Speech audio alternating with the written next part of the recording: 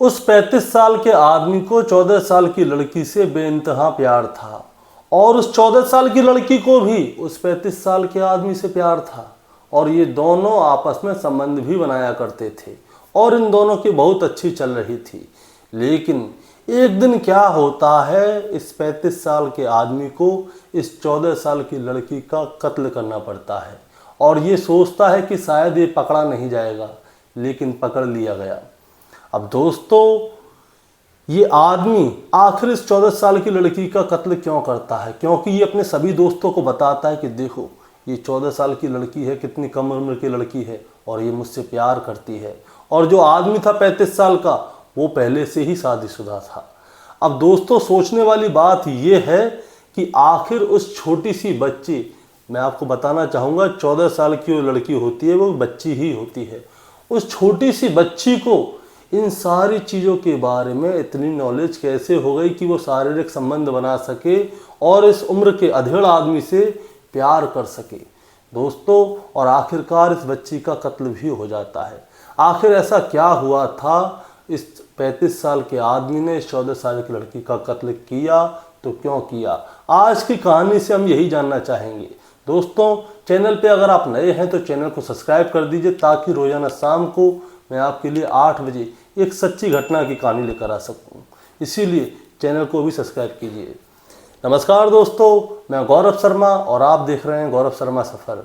दोस्तों, आज की जो सच्ची घटना मैं आपको सुनाने जा रहा हूं, ये सच्ची घटना है झारखंड की और बीते 10 सितंबर की खबर है। दरअसल झारखंड में जो पाकुल थाना है, पाकुल थाने में शाम को लगभग 5 बजे का समय होता है। एक माता पिता आते हैं और वो थानेदार से रिक्वेस्ट करते हैं कि साहब, हमारी एक बेटी है जिसका नाम है गंगा, जिसकी उम्र 14 साल है।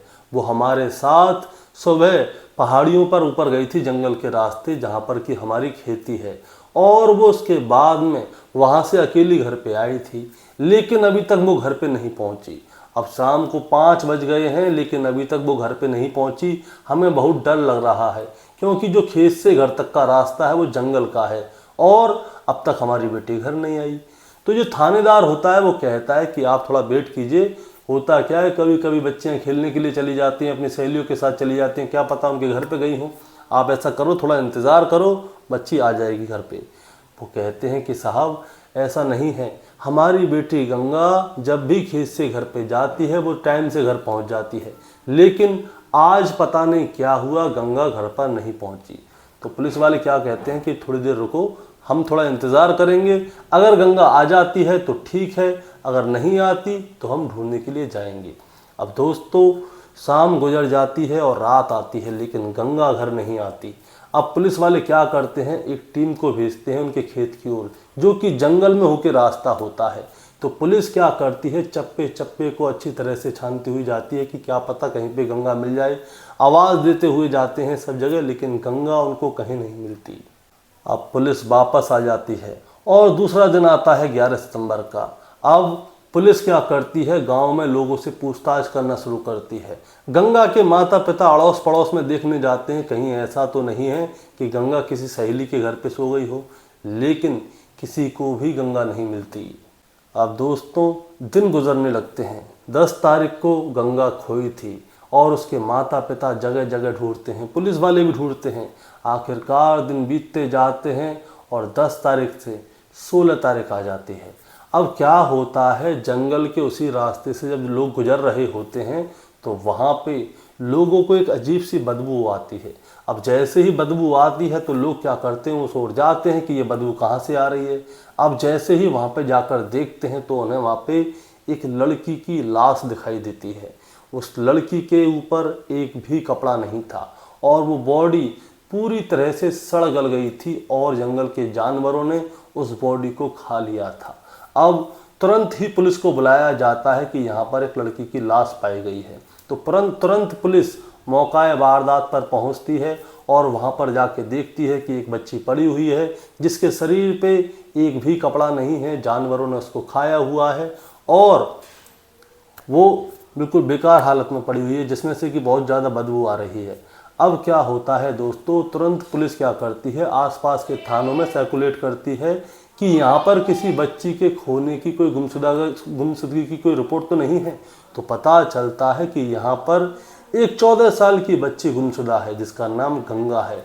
अब जो बॉडी दिखाई देती है वो भी 14 से 18 साल तक की लड़की की होती है, लेकिन कंफर्म नहीं हो पाती। कंफर्म इसलिए नहीं हो पाती क्योंकि वो बॉडी जो थी पूरी तरह से सड़ गई थी। अब दोस्तों उस लड़की के माता पिता को बुलाया जाता है, यानी कि गंगा के माता पिता को बुलाया जाता है और उनको बॉडी दिखाई जाती है। अब बॉडी पूरी तरह से खराब हुई पड़ी थी। अब वो पहचाने तो पहचाने कैसे? वो पहचानते दोस्तों कैसे हैं? दरअसल गंगा के पैर में एक पायल थी। उस पायल को देखते ही गंगा की माँ पहचान गई कि ये ही हमारी बेटी है। अब उस 14 साल की बच्ची की आखिर किसने हत्या कर दी, ये सोचने वाला विचार था। क्योंकि जो 14 साल की बच्ची थी बहुत अच्छी बच्ची थी, गांव में भी खेलती रहती थी, खेत जाती थी, घर जाती थी, पढ़ती थी, लिखती थी, लेकिन अचानक से किसने ऐसा क्या कर दिया कि इस बच्ची की जान ले ली। अब दोस्तों जो बच्ची थी उसकी लाश को पोस्टमार्टम के लिए भेज दिया जाता है। तो पता चलता है कि उसके शरीर को चाकुओं से गोदा गया था, उसके गले को अच्छी तरह से दबाया गया था और उसके साथ में गलत काम भी किया गया था। अब पुलिस वालों को ये लगता है कि शायद इस बच्ची के साथ में पहले बलात्कार हुआ है और उसको छुपाने के लिए इसकी हत्या कर दी गई है। अब दोस्तों पुलिस वाले क्या करते हैं, गंगा के बारे में जांच पड़ताल करने लगते हैं। दरअसल होता क्या है दोस्तों, पुलिस क्या है पूरे रास्ते की जांच पड़ताल करती है और उसके खेत से लेके घर तक आने वाले रास्ते को पूरे को अच्छी तरह देखती है। अब पुलिस के मन में एक शक आता है। दरअसल जिस रास्ते से पुलिस जो गंगा थी वो खेत में जाती थी, जो बलात्कार हुआ था उस जगह नहीं हुआ था, बल्कि वो दूसरे जंगल के दूसरे रास्ते में हुआ था। अब पुलिस वाले ये सोचने पर मजबूर हो गए कि अगर किसी ने इस बच्ची का जो 14 साल की गंगा है इसका बलात्कार किया है तो इसी रास्ते पे क्यों नहीं किया, उस रास्ते पे क्यों ले गए? क्योंकि जो गंगा के जो कपड़े थे उसी जगह पे पड़े हुए पाए थे जहाँ पे कि उसकी बॉडी पड़ी हुई पाई थी। तो पुलिस को क्या है ये सोचकर डाउट हो जाता है, अगर किसी को बलात्कार करना था वो तो यहीं पे कर लेता, इतने दूर क्यों लेके जाता? तो पुलिस को क्या है ये कुछ और कहानी लगती है। दरअसल ये पुलिस को लगता है लव एंगल। अब पुलिस क्या है वहाँ पर जांच पड़ताल करती है और लोगों से पूछती है। तो कोई बताता है कि गंगा को कई बार इसी गांव के नरेश नाम के आदमी के साथ देखा गया है जिसकी उम्र 35 साल है। अब पुलिस क्या करती है, गंगा के पास एक फ़ोन भी था। अब पुलिस क्या करती है उस फ़ोन को लेती है और उसको सर्विलांस पे डालती है, उसकी कॉल डिटेल निकालती है कि इसकी किस किस से बात हुई थी। तो पता चलता है कि गंगा की आखिरी बार नरेश से बात हुई थी और उसकी ज़्यादातर बातें फ़ोन पर नरेश से ही हुआ करती थीं, जो कि बहुत लंबे लंबे समय तक हुआ करती थीं। और जिस समय गंगा गायब हुई थी उस समय नरेश और गंगा का फ़ोन एक ही जगह पे एक्टिव था। पुलिस क्या करती है, तुरंत नरेश के घर पे जाती है, उसको पकड़ती है, उठाती है, थाने लेकर आती है और तुरंत उसे सख्ताई से पूछती है कि बता सच सच क्या है। अब जैसे ही पुलिस नरेश को उठाकर थाने लाती है तो नरेश घबरा जाता है। अब नरेश घबरा जाता है तो तुरंत तोते की तरह बोलने लगता है। तो पुलिस वालों को वो बताता है कि जी हाँ साहब, मैंने ही गंगा की हत्या की है। अब गंगा की हत्या क्यों की है उसकी वजह ये है कि गंगा और मेरा कुछ समय से अफेयर था। हम दोनों मिला करते थे, संबंध बनाया करते थे, प्यार मोहब्बत की बातें किया करते थे। गंगा अपने घर चली जाती थी, मैं अपने घर चला जाता था।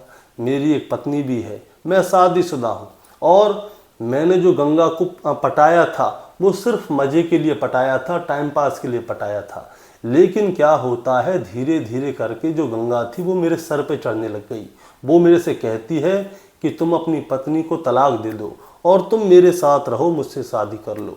अब एक बार हो, दो बार हो, तीन बार हो, चार बार हो, चल जाए, लेकिन जब भी गंगा मुझसे मिलती थी वो मेरे ऊपर दबाव डाला करती थी कि मुझसे शादी करो, नहीं तो मैं गांव में ये वाली बात सबको बता दूंगी। अब नरेश को क्या है ये सुन के डर लगने लग जाता है। तो वो गंगा से कहता है कि तुम चिंता मत करो, हम जल्दी शादी कर लेंगे, लेकिन तुम हबड़ तबड़ क्यों कर रही हो? गंगा कहती है नहीं, मुझे तो जल्द से जल्द शादी करनी है, कहीं ऐसा ना हो तुम मुझे धोखा देकर चले जाओ। तो नरेश कहता है नहीं नहीं, मैं तुम्हें कभी भी धोखा नहीं दूंगा, चिंता मत करो, मैं तुमसे ही शादी करूंगा। अब नरेश क्या करता है, एक दिन ये वाली बात अपने दो दोस्तों से शेयर कर देता है कि देखो यार, वो गंगा जो है वो मेरे पीछे पड़ी हुई है शादी के लिए। अच्छा, मैं इसके रास्ते में फंसा, ना मैं इससे प्रेम संबंध करता, ना मैं इतना परेशान होता। अब गंगा मेरे पीछे पड़ी हुई है, बताओ मैं क्या करूं। तो जो उसके दो दोस्त होते हैं वो उसको सलाह क्या देते हैं, ये सुनिए। वो कहते हैं कि गंगा को रास्ते से हटा दो, ना होगा बांस ना बजेगी बांसुरी। अब नरेश भी उनकी बातों में आ जाता है। अब नरेश क्या करता है, गंगा को फ़ोन करता है 9 तारीख को। वो कहता है कि ऐसा है, कल मिलते हैं और जंगल में घूमेंगे फिरेंगे, बातें करेंगे, प्यार प्यार मोहब्बत करेंगे। गंगा भी तैयार हो जाती है।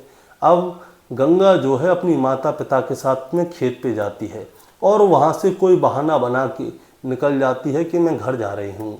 अब वो घर जाती है, लेकिन वो घर के रास्ते से ही घूम जाती है और जो दूसरा वाला जंगल था वहाँ पर पहुँच जाती है और वहाँ पे मिलता है उसको नरेश। अब नरेश जैसे ही मिलता है तो वो दोनों क्या करते हैं, मिलके बनाते हैं संबंध। अब संबंध जैसे ही बना के वो ख़त्म करते हैं, तुरंत नरेश के दो दोस्त वहाँ पे एंट्री कर जाते हैं। अब जैसे ही गंगा देखती है कि अरे ये तो नरेश के दोस्त हैं, इसका मतलब ये है कि नरेश ने ही इन दोनों को यहाँ पे बुलाया है, नहीं तो अचानक से ये लोग यहाँ पर कैसे आते। अब गंगा वहाँ पे उनसे कहती है कि ये यहाँ पे क्या कर रहे हैं। वो कहते हैं ये क्या कर रहे हैं यही तुम्हें बताएंगे। तो क्या होता है, नरेश पीछे से गंगा का गला पकड़ लेता है और उसे ज़ोर से दबाने लगता है और इधर से जो नरेश के जो दो दोस्त थे वो दोनों गंगा के पेट में चाकू मारना शुरू कर देते हैं और उसकी लाश को वहीं पे छोड़कर भाग जाते हैं। अब दोस्तों, गंगा गई है मर, नरेश को गया है पकड़ लिया गया है, उसको जेल भी भेज दिया गया है। लेकिन उसके जो दो दोस्त थे जिन्होंने कि उसको सलाह दी थी कि गंगा को रास्ते से हटा दो, वो अभी तक गिरफ्त में नहीं हैं, वो अभी फरार चल रहे हैं। अब उनको भी पुलिस जल्द से जल्द पकड़ने का दावा कर रही है। लेकिन दोस्तों, अब जो कहानी का शीर्ष है मैं आपको बताना चाहता हूँ। दरअसल इस कहानी को आपको सुनाने का, बताने का, आपको परेशान करने का कोई हमारा इरादा नहीं है। बस आपको बताना है और जताना है। और जताना क्या है, ये जताना ये है, दो चीज़ हैं जिसकी वजह से बच्चे आजकल बिगड़ रहे हैं। पहला मोबाइल और दूसरा परवरिश।